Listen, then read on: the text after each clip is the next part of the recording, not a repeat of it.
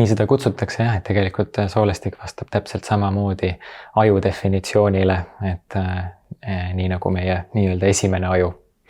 Et ta juhib väga palju erinevaid protsesse, et hormonaalne talitlus, geenide ekspresseerumine, sinu tajud ja tujud on väga tugevalt seotud kõhuga.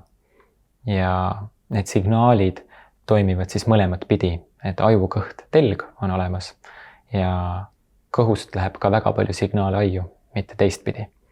Ja näiteks sellised väga tugev psühholoogiline jõud, janunemine magusa järgi näiteks, ihaled selle järgi, siis see on ka lihtsalt sinu kõht ja kõhubakterid saatmas signaale, et no nii, nüüd on vaja järgmist doosi, järgmist annust.